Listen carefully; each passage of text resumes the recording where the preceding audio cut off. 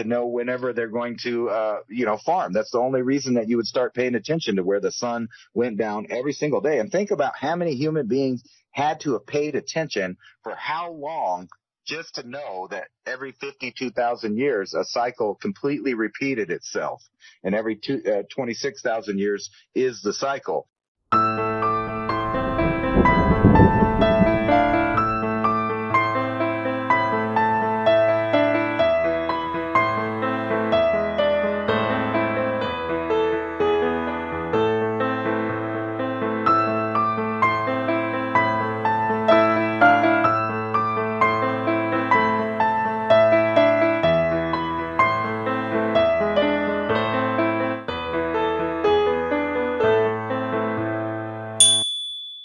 What's going to go on is the continuation of the cycle repeating.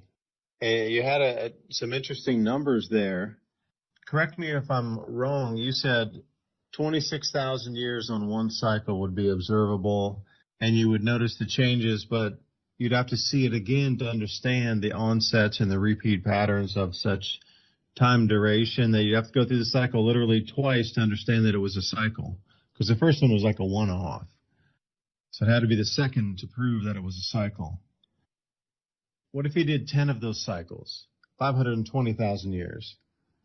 You would not only know it was a cycle for sure, you would know the intensity of it. You would really know the intensity of it. You would know when it would begin, but you would also get a good indicator on the onset. Maybe it's a super fast, rapid onset, and maybe it's a more gradual, slow onset. And then you would know the middle intensity of it. But imagine if you had been through 100 of these cycles and been able to match them out. Going back, 5.2 million years? Imagine how much knowledge you might have that far back in time observing 100 of these cycles. After seeing 100 of them, you would get it really wired in. Especially if the tech had advanced and computers that we see now were still of the ancients of old who had that tech way back then. What you're seeing right now is an orchestrated illusion in front of a matrix based off of that AI, millions of years advanced to anything we have now. But what if you could go back even further than that? Go back 20 million years, 25 million years to see 500 of these cycles. If you were going to continue to retain power and control a planet as a resource-based operation, then you would know that these natural variations in the climate occurred. Just like mining operations in, say, Indonesia. They understand the dry season. They understand the monsoon season. They got to adjust their operations based on how much rainfall there is coming down during the different seasons. It would be no different if you were having a planet of 8 billion people that were doing things to mine, perhaps gold, silver, something that's needed for trade in a faraway star system or even inter-solar system here. Some of this way out in the open, for example, some of the science fiction movies make a lot of sense. It's just like trading in a bazaar in somewhere in Cairo in 1850, There's a big space around us, literally, when I say that space. Let's say you knew 500 of these entries and exits from. Well, we're talking a grand cycle here. We're not even talking a minuscule grand solar minimum at 400 years or even once a change of an age, 2,000 year. We're talking about the entire movement around the zodiac, 26,000 years times 2 to make sure it's a cycle times 500. That's where we get 500x on the same cycle of 26,000 years, which is what the reason I give you that number is the Indian Vedic texts describe 23 million years approximately is when we, quote unquote, as humanity have been on this planet. So that gives some precedence. If you had known and had tech and were that far back and had observed this many cycles on the grand cycles, if you knew a grand cycle was culminating on the planet that was your biggest farm producer, you would try to extract all the wealth. You really would. And you would also try to leave a whole bunch of just the last person that wants to stay on deck on the ship, down there, but we'll give you a bunch of food and entertainment and things. If you look at it in that sense of the Earth just being a mining colony, a colony of sorts to procure resources, knowing that after one of these resets, that the Earth would replenish itself, recleanse itself, regrow itself, and then in another 1,000 or 2,000 years you would come back and it's anew again, but you run the same old game plan again and again and again for 25 million years. It's a bit of inoculating a petri dish with agar, having the species grow on it, use the agar as a harvest to, and then scrape the petri dish clean and start over again. Whoosh. Farm Earth. How do you move through the reset on something like this? Somebody knows these because, Ransom, you're talking about the Cahokia. That was part of the Mississippian culture, 800 AD to 1600 AD. And they just collapsed. There's a famous area around here called Sitico that was part of that. It's even on their maps and thing. Etowah also, I saw the Indian Mounds going down to the Atlanta airport. If you're driving down 75, Etowah is off of there once you get into Georgia pretty deep. There's a huge amount of just mounds out there in Etowah. They're called the Etowah Indian Mounds, and there's all these signs going down I-75 that'll get you there. But what is it with the systematic resets anyway on these smaller periods of time? 800 to 1600, that's an 800-year variable there. The Mayans collapsed around 800 AD. So did the Tang Dynasty in China. So again, that's another 800-year cycle, or 400. But for them to end on that time when another ascends is pretty interesting in time, how it's like a continuous timeline from the collapse of the Maya, 800 AD, and then suddenly the Mississippian culture rises and there's, 100 million people all up and down from Canada over as far as we know as the East Coast, everything east of the Mississippi. And west, a lot of it west. That was a vast culture, vast, 100 million people vast, on this same continent. Just a few hundred years ago, that makes no sense to me whatsoever. How close that is in time, yet we don't even understand it.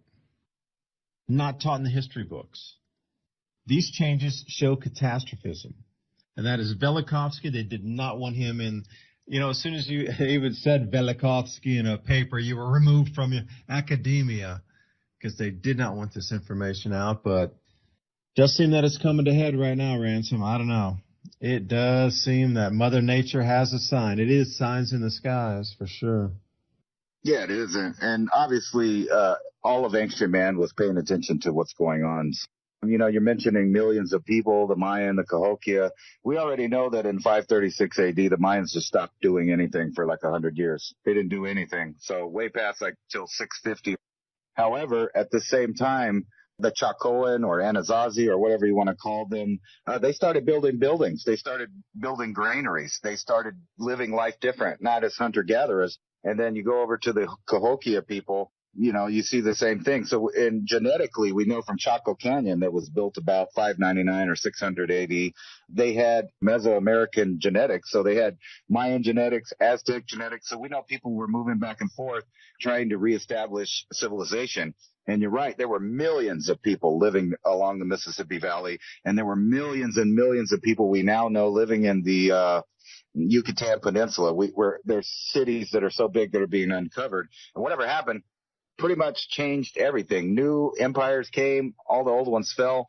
And to get back to this point real quick, archaeology tries to tell you that we've only been farming for 10,000 years, which is ridiculous because the whole reason to pay attention to the precession of the equinox, which takes 25,772 years exactly for a full precession to occur, that means that you have to times that times 2, which is about 52,000 years. And that's broke up into 71.6 years for 1 degree every 72 years. So 50.3 seconds of arc per year, or 1 degree every 71.6 years. And speaking of the Mayan, their entire system was based on 72, which they knew that whenever the Pleiades came back to a certain spot, that was another increment that had taken place. So in order for them to know that the precession of the equinox repeats itself, means that at least 52,000 years of farming history has taken place on Earth. I don't care what the archaeologists say. We know that humans were paying attention to this precession of the equinox. And really, the only reason to pay attention to that is to keep track of when you need to plant, when things die, which years are going to be good. They had that all figured out at some time. And now we fast forward to the future. Nobody knows nothing about any of that. They barely know how to farm. They don't know what's going on with the time. And, they always talk about how Mayans were obsessed with time. That's because they knew it repeated itself. Exactly. I don't know where they got the information, but they had it when they were fully formed civilization shows up. We know the Olmec gave it to them, their calendar system, which means the Olmec, they had to have got it from somewhere. And then Göbekli Tepe, you can just name all of these different places that were keeping track of a time scale of 52,000 years, with the only purpose being to know the arc on the earth of how it's tilting back and forth, to know whenever they're going to, farm. That's the only reason that you would start paying attention to where the sun went down every single day. And think about how many human beings had to have paid attention for how long, just to know that every 52,000 years, a cycle completely repeated itself. And every 26,000 years is the cycle. So you can fit that into everything else. That's the tilt of the earth that there's no way around admitting that human beings have been keeping track of this information for that long, at least, which means why aren't we paying attention to it? Ransom, again, what are you thinking about today's speediness, if you will? Compared to last week, it seems like it's been a month. It does seem like time's slowing down, but it also seems like there's not enough of it. Like you said, how fast do we need to move here? And I'm thinking pretty fast, because I'm trying to do a lot of projects all at once, so that, by the end of the summer, whatever happens, I'm not going to worry about much, actually. You have to test out your gear, and you have to get out there with the realization, can I do this? Can I just live out here? I mean, if I have to just live on the actual earth as a symbiote being, can I do that?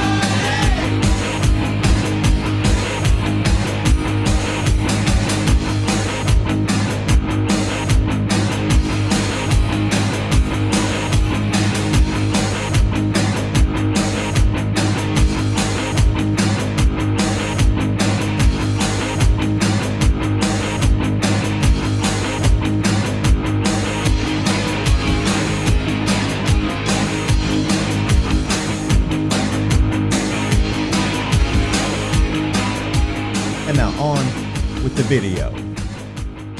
I hate to say it. I'm going to say 7.5 billion people is no. The answer is no. They can't do it without a support structure, without some kind of civilization. Only very few people know how to just live off the earth. So going camping is a great way to test all of that, especially going camping with minimal store-bought items, stopping to get a bunch of drinks and all of that. If you go with trying to find some water, I mean, of course, bring backup, obviously, but try not to use it. You bring your supplies, but you try not to use them. You see what you can do there. That is a great thing. And I'm trying to do the same thing with the farming. How much can I actually get in the ground? How much food can I get up this year in my little small semi-urban, semi-rural lot that I have, surrounded by people now. It's not really farming conditions. The entire area around my house, they laid probably, I'm going to say, half a foot of gravel on there. So I've been having to dig all that up everywhere I want to farm and everything. And it's just how many seeds can you put in the ground? How many can you pay attention to and be ready for the heat and the floods and God knows what happens in the stores. I'm sure you saw there's now a admitted worldwide rice shortage. They're saying it's the worst in supply in 20 years. Well, that doesn't really sound like a big deal when they put it that way. When you say a global shortage of something, that indicates to me that there actually is a real shortage of it, meaning not enough's being farmed, not enough's being harvested, not enough stored, not enough delivered, not enough just in time. That's where I'm at. I'm tripping on how much can I produce this summer instead of worrying about too far in the future, connecting with the earth right now and seeing what I can do this year as far as prepping, but really just figuring out how to live on the land. If you can figure out how to just live on the little patch of dirt that you own and produce enough support that you just don't need that much of other things, you can learn to live without internet. You can learn to live without lights. All of that stuff is part of a make-believe matrix kind of we live in now. I mean, it's real, but at the same time, we were sitting here the other night and half of the valley just went dark about 3:33 in the morning. Oddly, it was so eerie that it just woke everybody up in a dead sleep. The quiet that happened instantly when all infrastructure and power got turned off. It was very bizarre. I went outside and, I was checking on my solar lights. Where's my flashlight? I got a flashlight. I got several flashlights, but where is it in pitch black?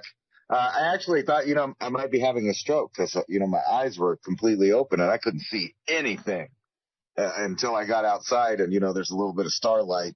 And I could see probably 15 miles away, they had power way over there. But that was a wake-up call for somebody that thinks they're prepped. I'm stumbling around. It took me about 15 minutes to get everything situated and try to figure out what exactly was happening. I mean, was it something big? It turned out the power was out. That's it, something with the power company. But who knows what that could have been? An EMP, an earthquake hundreds of miles away. I mean, I don't know. Being prepared, though, I knew we could eat. I have fire. I have protection. And I have the capability to leave this spot. So those are all the number one things to think about. And camping, it's like the best way to test out all of your equipment, try to use it. I wouldn't necessarily recommend using any of your supplies. You try to, make that trip about that trip so the supplies stay there. I try to keep a flashlight in every single room, but still, if you're disoriented when you wake up. Another thing, they did a controlled burn in our area right here in East Tennessee, Forest Service. But I didn't get the message. I didn't see anything on the news. I didn't get any text messaging. It didn't say anything about that on like the Wonderground weather app or anything. Nothing. And in the middle of the night, it smells like smoke everywhere suddenly. And it's not a campfire or somebody's burning chimney. Somebody's having a campfire, somebody's cooking something. This was a forest fire. It has a completely different smell to it, and it is so overpoweringly smoky. Waking up with that in the middle of the night, not knowing what is going on, too. And then, glad I did have flashlights, get up. What is that smell? And walk outside and make sure the forest isn't glowing around the house somewhere. Imagine the fright in that. You get that smell, and then all of a sudden you look over and the entire hillside's on fire, and you didn't get a warning, and you got to grab stuff and throw it out. That's where that mobility comes in. And, thinking about a pickup truck, if you have a 250-gallon tote, you got a pressure washer. Be your own firefighting, at least for grass fires. Those pressure washers, man, they just mist everything out and just spread it huge distances. Not a lot of people are thinking about their own firefighting capability right around their own premises. A lot of things we're going to have to take back into our own control and hands again, especially if systems start to break down. Dollar's not there at the value it was, so people don't even want to go to work because why would you when the U.S. dollar is trading at 10,000 to 1 of its prior value. And they're paying you $200,000 a day, which is like $20. But by the time your day's over, it lost 50% of the value before lunch. People aren't going to go to work. You're going to be on your own. I mean, community will help community, don't get me wrong. But in terms of having these giant firefighting forces in big cities and things, and they won't pay, people will go away, unless it's your own local neighborhood. But things are just going to cease to function the way they did in the pinpointed way that they could direct vast amounts of resources, overage, for a better term. But they won't have that overage anymore because everything will just stay within its own borough or neighborhood or whatever. And those lights and candles and lanterns. So, another note I wrote when you said that was, yeah, your light. Your first line of defense would be a quick flashlight either on the wall or somewhere. But then, get a candle lit. And then I have lanterns. I got these old lanterns I bought at an estate sale. Still run on kerosene. If you don't tune them in, if you don't dial the wick down, you're going to get all the black smoke. So it's one of those old school kind. Late 1800s, early 1900s. That is super long. I mean, you fill up that little receptacle there in the glass, you're burning for 8-9 hours straight. Leveling up on being able to expand your vision. And what if you had a night vision scope? I mean, is that thing charged up? Or is that out of battery? Do you have it where you peer out into the night and see people that are coming around? Even if you had like a thermal monocular or something, is it charged? That might be great that you have it, but is it charged? Branson, you hit the most unique point there. We were so 180-degree opposite, but so in sync with the thought of the experiment. Bring as few supplies as you can and see if you can forage and whatnot. We were thinking something completely different. We had fruit juice bottles, like orange juice, that are pretty large size, to fill them with different condiments. So green tea was one, water, the orange juice itself, but freeze it solid so you have a solid block of ice. And how long could you keep things cool in the coolers with no re-refrigeration and no ice bought and no ice put in? And that was the experiment. And at the end, it was like consolidating cool stuff to keep it cooler. But as you bring those bottles out and set them just around, and it doesn't have to be directly in the sun, they'll slowly melt. That's how you drink.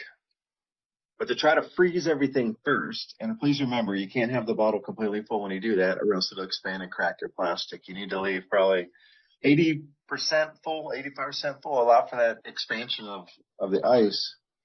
But not having supplies and trying to think that direction, and the answer for me, Ransom, is zero. I mean, at least for me, no, man. There just wouldn't be enough out there. You'd be eating vegetables a lot. Maybe you could trap something. You can't really hunt in national parks and things, so even if there's 20 other people there in the park with you, like we went off season, there's hardly anybody there. Just this huge giant area, like 10 people in this like square mile area. Even at that point, you'd all be looking for resources in the same place. For us, it was like reading accounts of the 1930s when they went hunting way deep into the woods. It took them so long to get in there that when they harvested an animal, whether it be a deer, a squirrel, whatever it is, they couldn't get it back out before it started to rot and go bad. That's how deep in the forest they needed to go. You're talking days and days and days walking into the forest to go hunting in the 1930s. That'll blow your mind. 1930s, this world was probably 50% more forest covered. And they went that far in and still couldn't find game, even the tiniest of things like chipmunks and tiny sparrows, anything to eat. They couldn't get it out. So we were starting to think refrigeration. All right, well, what would you need to take in if you really needed to get somewhere deep in? Like, how long could you truly keep things cold for? How do you reverse the feast? We went in with a plan to cook something for dinner, but then we realized quickly, stuff isn't staying nearly as cold as we thought. You got to eat this first. You got to rearrange everything and retool the dinner based on the melt versus what you plan to have. But I'm telling you, Ransom, we could find some, hands full of clover. The leaves were just coming out. There were fiddlehorn ferns there. Could have eaten a bunch of those. I mean, they're the most ferns I've ever seen in one single place ever in my life. It was the most amazing those curled up ferns. You got to get them while they're still curled up and harvested. Man, there were thousands and thousands of them. You would have found some food for this season, but it would have pretty much been nibbled up. You know, the other day that sent me down a whole rabbit hole. I was just looking at, I thought we've talked a lot about what would happen with a small exchange of nuclear war. How dead would the earth really be? I mean, like, what would it be like? And they only let, say, 10 to 15 off and sacrifice some cities, some areas, possibly for different reasons. I don't know, like failed industrial cities that are a lost cause. There's plenty of targets that, they might hit for population reasons. So I go through this list of 2,000 nukes that we did, and, I start seeing places like Georgia, Colorado, a bunch of places I didn't even know they did it. So they popped like 3 in Colorado trying to make a new valley and some stuff. So they're experimenting all over the place with these nuclear weapons. So, and then you have the tensions of today. I was sitting here thinking that the other night when the lights went out, just boom, dark. So I get my flashlight, I go outside, all my solar lights are working, and I realize I'm one of the only people around that has a bunch of lights in their yard that work. Everybody else is in the dark. You can see phones moving around in their houses because that's the only flashlight they have, right? And I didn't even use my flashlight because my eyes adjusted. I have solar lights or whatever. But I was thinking, we kind of stick out like a sore thumb when all the lights go out because we're the only ones with backup lights if the power goes out. So obviously that might not be a good idea as far as that goes if you're worried about security or whatever. Too many solar lights, yes, they're helpful, but at the same time, you stick out in the dark because, hey, look at those people over there. They got lights. And if they got lights outside, they probably have everything else together in their life. I'm just saying. You talk a lot about, people coming from the city and they probably wouldn't do much out there in the rural areas. And I tend to agree with you on that. It'll be people from the rural area that also live out there that will be trying to jack other people's stuff because they know the area, they know the people, they have a little intel on what they got out there because they probably go squirrel hunt and do this and that and check out people's property around the edges and from locations not everybody knows about. And more of this kind of stuff is going on. So when I see the lights go out and I'm thinking, it's not an EMP, obviously, because I can see 15 miles away they have power. So I know it's a power grid problem. But can you imagine if all of the lights went out immediately, just all of them? You can imagine bumbling around with your solar lights and your flashlights. And if you don't live in a rural area, you're not in the privacy that you think you're in. So there's going to be all of these people looking at you. That was a side tangent there. Yeah, I think that the first 48 hours of an emergency, everything's going to be new and chaotic for everybody. So nobody will have a chance to really organize yet. You get a good 48 hours of safety period, and then that third day, that 72 hours, then everybody's realized what's going on, and then things change. Then they're looking for resources like ways to get out of city.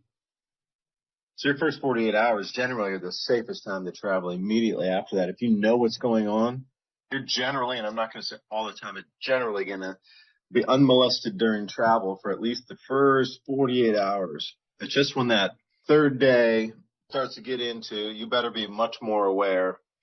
The fourth day, people are sort of scrambling to get out of the way. And then the fifth or sixth day, people are getting hungry and they're actually coming and knocking on doors looking for things. It doesn't take long to get a gang together. Come on, guys. Yeah, you come with us. Yeah, we're going to go look for food, It would take no time at all to get groups of people together to go do that. So when you were talking about the lights to adjust them, you might have that the first night, bring those solar panel lights down in because it connects over to that account called the Year in Hell. And it was in Sarajevo. And then the city got ringed in and they were in there for like a year and a half and everybody was locked in the city. One thing was, even if they had candlelight or some means to have any kind of light, to use trash bags to cover the window, because as soon as somebody saw a light after like weeks or a month after the breakdown, they had to live in there for like a year and a half with no supplies, nothing. So even having a candlelight put you at risk. and they would always look for things to cover windows with routinely. Different ways to hang things and plastics and, tarps and put it over. You don't want anybody to see. So that first night, you grab those lights and bring them down. And then, part of your time the next day is bringing off a few rooms with black plastic bags over the windows where, nothing penetrates out. Nothing. You could be happy as a clam in your house with lights in your rooms, but nobody outside could see that you had anything on inside. Like we have a log cabin, maybe some light will seep through a crack or something like that. But generally, you can get most homes, modern homes, with sheetrock in them, pretty light tight. Like no light's going to leak outside. That kind of goes in with what you were saying there. It would be a target because you're prepped out, because you have the lights. But the first night, again, people are going to be so freaked out trying to figure out what went wrong or get their own affairs in order. Somebody might take a note or so, but if you leave it on the second night, then you're asking for problems. That should be down immediately in the morning. And I wouldn't leave it up and bring it inside. And that's your emergency lighting. You can recharge that every day. Like you don't need it. You can actually put that little solar panel, just like sneak it through a window and put it out and recharge it. And then you got light in your home every single night. Anytime I have a chance to buy like those string lights or something, and I know a lot of people do because it's super easy backup light. We're using it for the barn. Anything solar is awesome for lights. They're portable. You can take them anywhere. They can be repurposed a million ways. All you need is another nail to hang it up. Versatile use thing, unbelievable. Now, there were stories of dudes out here in the countryside lurking on people's properties. Still goes on, but again, I'll say people in the countryside also know where people in the countryside are shooting every day on their properties. Like there's a sound resonance in the forest that everybody hears it, and that's kind of the ring. Stay away from that sound. So there's an unwritten rule there. I guess it's called common sense, maybe.